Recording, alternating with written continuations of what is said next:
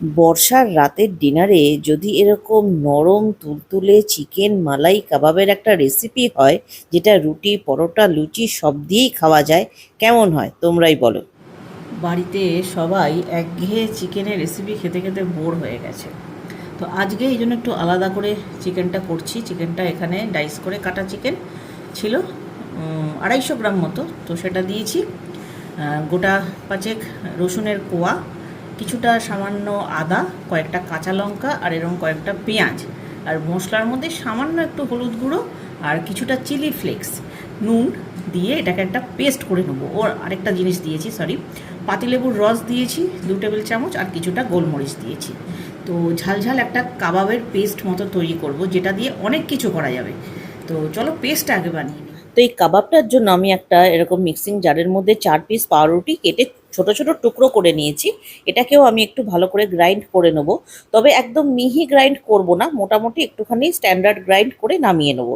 তো চলো এটাকে গ্রাইন্ড করে নিয়ে পরবর্তী স্টেপস কি হবে তোমাদেরকে দেখাচ্ছি। একটা এখানে দেখো খালি একটা কাচের বোল নিয়ে নিয়েছি। এবারে আমার ওটা মিক্সড হয়ে গেছে, যেটা আমি চিকেনের যেটা করলাম আর কি কিমাটা, সেই পেস্টটা এখানে নিয়ে নিলাম পুরোটা বার করে। আর আমার পাউডারটাও কিন্তু ভালো করে ব্লেন্ড হয়ে গেছে। দেখো এখানে একটুখানি একদম ব্রেড ক্রাম্ব যেরকম হয় সেরকমভাবেই আমি করে নামিয়ে নিয়েছি। আচ্ছা, এখানে আমি একটু দিয়ে দেবো ফ্রেশ ক্রিম। এটা কিন্তু চিকেনের পরিমাণটার উপর ডিপেন্ড করবে। আমি এখানে মোটামুটি ধরে নাও 1 টেবিল চামচ মতো অ্যাড করলাম। এবারে কিন্তু এই সমস্ত জিনিসটা আমি ভালো করে হাতের সাহায্যে মেখে নেব। হাত কিন্তু আমার পরিষ্কার করে ধোয়াই আছে।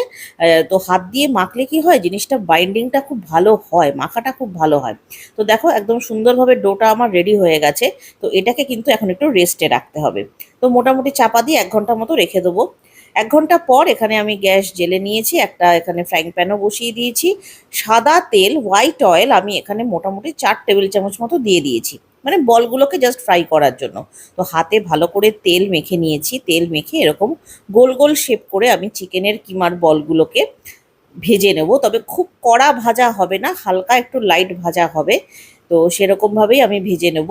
তো বলগুলোকে আগে ভাজা হোক, তারপরে স্টেপস দেখাচ্ছি। তো মোটামুটি আমার যেহেতু ছোট প্যান, তো সেই জন্য আমি এখানে 5টা করে বল ভেজে নিচ্ছি। তো তোমরা বড় প্যানে ভাজলে একবারেই সবগুলো হয়ে যাবে।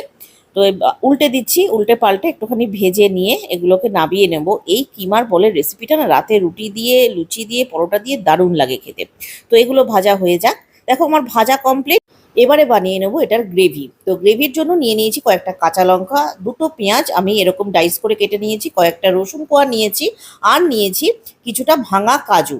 তো এই রসুন কোয়া, কাজু, কাঁচা লঙ্কা আর পেঁয়াজের